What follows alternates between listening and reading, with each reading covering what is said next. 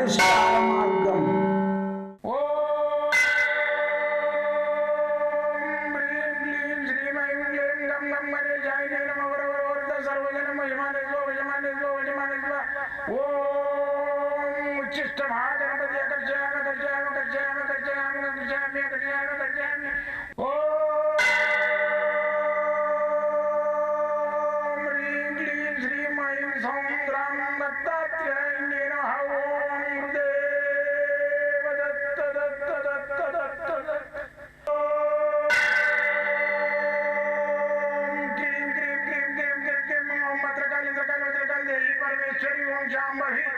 सर्वदिन मोचमाने स्वजमाने स्वजमाने स्वम मत्रकाली मत्रकाली मत्रकाली देवी परमेश्वरी ओम शांभवी अकर्षयामि अकर्षयामि अकर्षयामि अकर्षयामि अकर्षयामि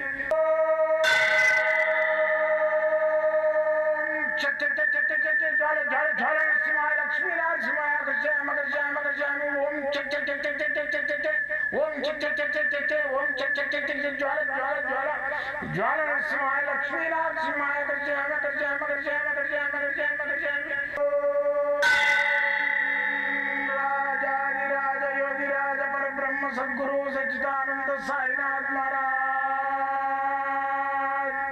ओम गुरुदेव दत्त दत्त दत्त दत्त दत्त ओम मातृदेवो भव ओम पितृदेवो भव ओम आचार्य देवो भव ओम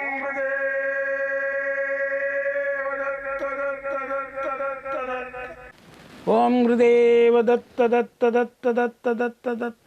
నేను మీ సాయి దత్తానందను, మంత్రతంత్ర యంత్ర రుద్రాక్ష మూలికా శాస్త్రజ్ఞని. వాస్తు, నవరత్న, యంత్ర, మంత్ర, ఈ మూలికా శాస్త్రము ఇవన్నీ ఉన్నాయా లేవా అనే దాని మీద నా అన్వేషణ. అయితే నా అన్వేషణ భాగంగా నేను ఎన్నో స్ట్రగుల్ చేసి దీని మీద ఉన్నదా లేదా, దైవం ఉందా లేదా అనే దాని గురించి కూడా నేను ట్రై చేసిన.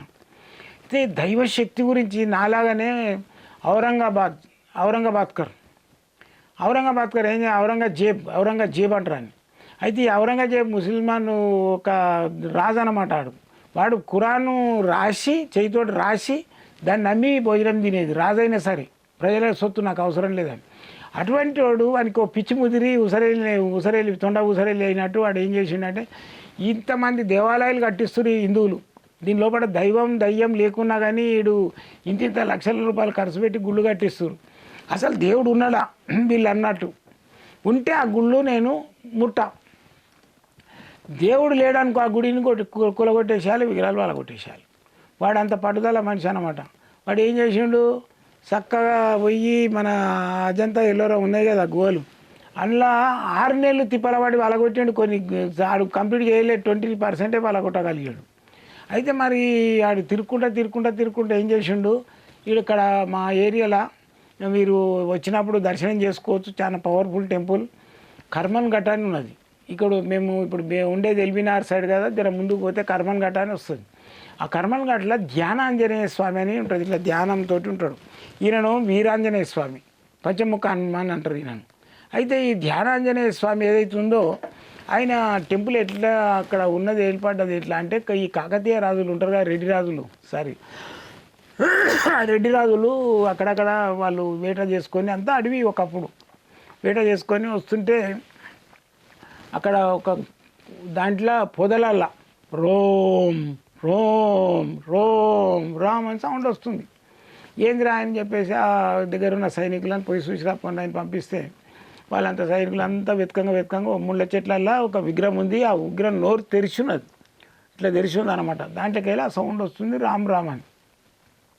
అప్పుడు ఏం చేస్తారు ఆ రాజులు, రెడ్డి రాజులంతా, ఇది ఇక్కడ టెంపుల్ కట్టియాలని చెప్పేసి టెంపుల్ కట్టించారు. టెంపుల్ కట్టించి వాళ్ళ రాజపాలన వాళ్ళు చేసుకుంటున్నారు.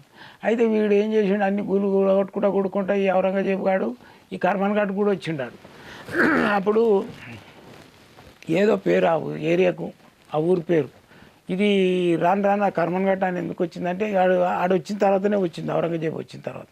అది ఏం చేసిండే, పోయి చూసిరా పోయినా అని చెప్పేసి తోలిచ్చిండు. పోయి తోలగానే వాళ్ళు చూసి పోయి ఆడు ఏం చేయాలి, మన విధి, ఈ గుళ్ళే ఎవడన్నా कोई तो भी हाय रे भगवान मेरे जवाब दे तो ये मंदिर रख तू नहीं तो तोड़ दे तू, ఓడన్నా దేవుడు అనేటోడు ఇంట్లో ఉంటే నాకు సమాధానం ఇవ్వాలి, లేకుంటే గుడిని గోలగొట్టి పారేస్తా అని అనమాటాడు అనమాట. ఆ సైనికులు పోయి ఆడ పోయి ఏ ఇల్లు ఎవరైనా దేవుళ్ళు ఉన్నారా చెప్పురి సమాధానమే లేకుంటే మా రాజు ఇదంతా గులగొట్టమంటున్నాడు అంటే సౌండ్ రాలేదనుకో ధన గులగొట్టుడు వచ్చు. ఇది పిచ్చాంది.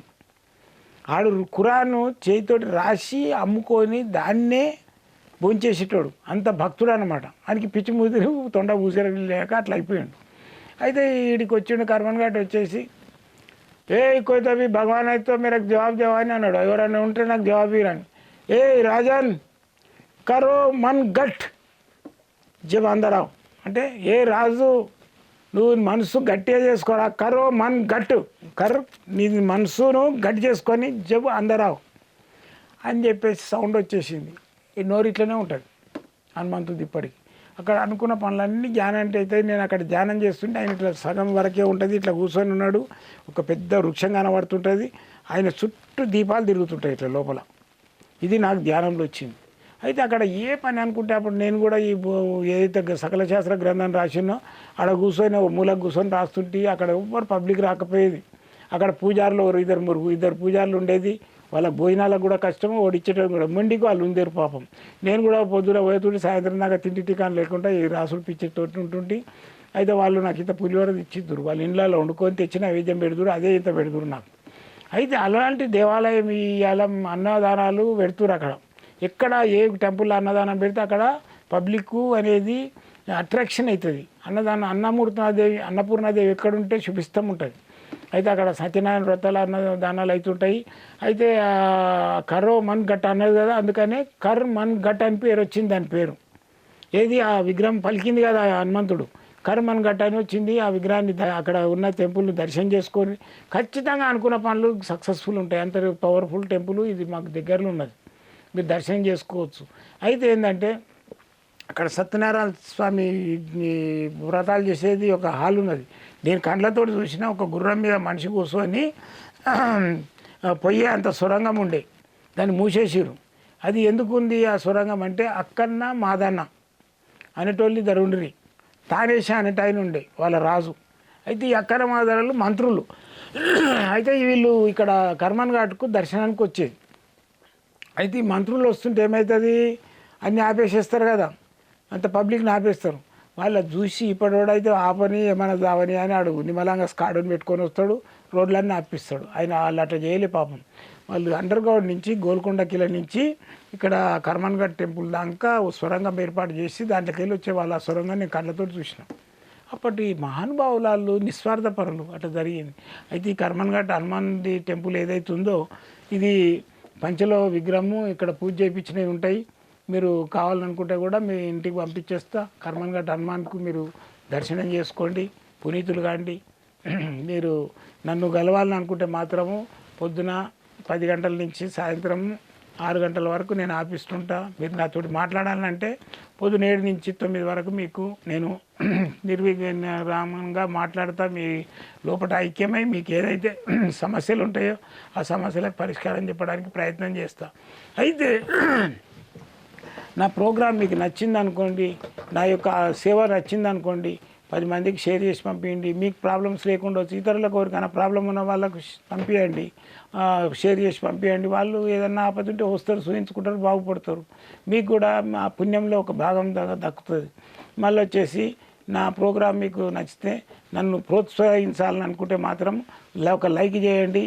మళ్ళీ వచ్చేసి మీరు సబ్స్క్రైబ్ చేయండి. ఇతరులకు 10 మందికో 15 మందికో మీకు తోచిన కాడ మీ ఫ్రెండ్స్కు షేర్ చేసి పంపించండి. జై గురుదత్త.